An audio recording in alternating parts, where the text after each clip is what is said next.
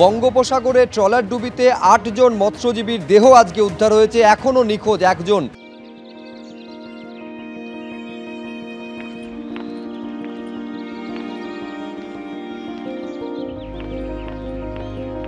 আপনারা জানেন যে সুন্দরবনের বাঘেরচর থেকে ৬০ কিলোমিটার দূরে ভয়ঙ্কর ঝড়ের মধ্যে পড়ে, সামুদ্রিক ঝড়ের মধ্যে পড়ে ট্রলার এবং তারপর সেই ট্রলার বিপর্যয় ঘটে, ট্রলার উল্টে যায় এবং তারপর ৮ জনের দেহ আজকে উদ্ধার হয়েছে। গৌতম মণ্ডল আমাদের প্রতিনিধি আরও বিস্তারিত বলবেন এই নিয়ে। গৌতম, গতকালই যখন এই খবর আমরা দর্শকদের জানাচ্ছিলাম ৯ জন এখনো পর্যন্ত, গতকালই জানাচ্ছিলাম যে ৯ জনকে এখনো পর্যন্ত খুঁজে পাওয়া যায়নি এবং তখন এই আশঙ্কা, যেহেতু সময় বেড়ে যাচ্ছিল, আশঙ্কা তৈরি হচ্ছিল যে তাদের কতটা সুষ্ঠুভাবে ফিরিয়ে আনা যাবে।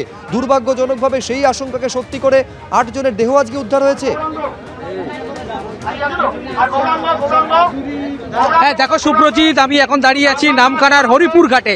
এখানে আমরা দেখলাম যে বেশ কিছুক্ষণ আগে, কয়েক মিনিট আগে দেখলাম যে একে একে ৮টি মৃতদেহ তুলে আনা হলো। এই ৮টি মৃতদেহ আজকের বেলায় লুথিয়ান দ্বীপের কাছে যে ডুবো ট্রলার FB বাবা গোবিন্দ, সেই ট্রলারটিকে প্রথমে উদ্ধার করা হয়। তারপরে সেই ট্রলারের মধ্যে থেকে জল সেচে সেখান থেকে কেবিনের মধ্যে এই ৮ জন মৃতদেহ ছিল, ৮ জন মৎস্যজীবীর মৃতদেহ ছিল। এখানে দেখলাম সুন্দরবন পুলিশ জেলা সুপার কোটেশ্বর রাও সহ মৎস্যজীবী ইউনিয়ন এবং জনপ্রতিনিধিরা তারাও একদম গেলেন লুথিয়ান দ্বীপের কাছে, সেখান থেকে দেহগুলো তুলে আনা হয়েছে। এখন এখানে এই যে হরিপুর ঘাট, সেখানে দেহগুলি শনাক্তকরণের কাজ চলছে। যে ৮ জন নিখোঁজ ছিলেন তাদের মধ্যে থেকে তাদের পরিবার পরিজনকে আনা হচ্ছে এবং ৮ জন মৃতদেহ যে তোলা হয়েছে তাদেরকে দেখিয়ে শনাক্তকরণের কাজ চলছে। এরপর কাকদ্বীপ মহকুমা হাসপাতালে সেই দেহর ময়নাতদন্ত হবে এবং আজকের রাতেই সেই দেহগুলো পরিবারের হাতে তুলে দেওয়া হবে।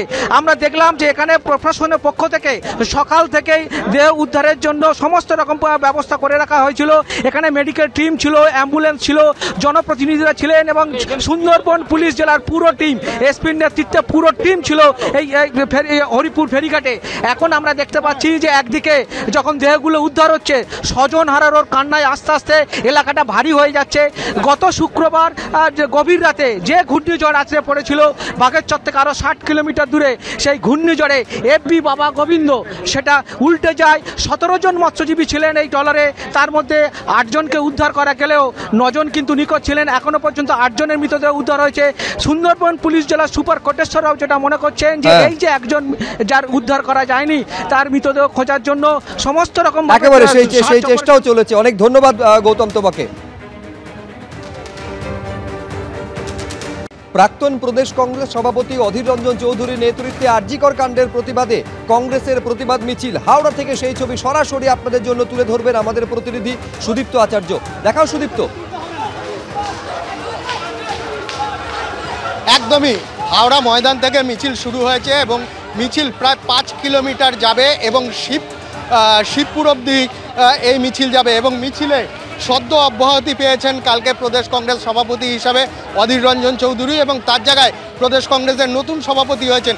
তারপর প্রথম কিন্তু রাজনৈতিক কর্মকাণ্ড এবং আরজিকর কাণ্ডের প্রতিবাদে এই মিছিল শুরু হয়েছে এবং দেখা যাচ্ছে GT রোড সম্পূর্ণ কিন্তু কংগ্রেস কর্মীদের দখলে এবং প্রায় ৫ কিলোমিটার রাস্তা কিন্তু অধীর চৌধুরী যাবেন। এখানে যেরকম অধীর চৌধুরী রয়েছেন সেরকম প্রদেশ নেতৃত্ব আশুতোষ চট্টোপাধ্যায় রয়েছেন এবং তারা যেটা দাবি করছেন যে আরজিকরের যে নৃশংস ঘটনা ঘটেছে, নিজের কর্মস্থলে খুন হয়েছেন তরুণী চিকিৎসক, ধর্ষিতা হয়েছেন তিনি নৃশংসভাবে, তার প্রতিবাদে তারা রাস্তায় নেমেছেন। আমরা দেখতে পাচ্ছি কংগ্রেসের কর্মী সমর্থক যেরকম রয়েছেন, কংগ্রেস নেতৃত্ব রয়েছেন। আমরা আশুতোষ চট্টোপাধ্যায়ের সাথে কথা বলে নেব। কি দাবি করছেন আপনারা? বিচার, শাস্তি। অধীর রঞ্জন চৌধুরীর নেতৃত্বে হাওড়া জেলা কংগ্রেসের উদ্যোগে মহামিছিল, পলাশদারা রয়েছেন, আপনারা দেখতে পাচ্ছেন বহু কর্মী সমর্থক, সাধারণ মানুষ দুদিকে। অধীর চৌধুরী জননেতা হাঁটছেন। বিচার এবং শাস্তির দাবিতে আজকের এই মহামিছিল। প্রত্যেকবার যতদিন না বিচার এবং শাস্তি হবে কংগ্রেসের লড়াই চলবে।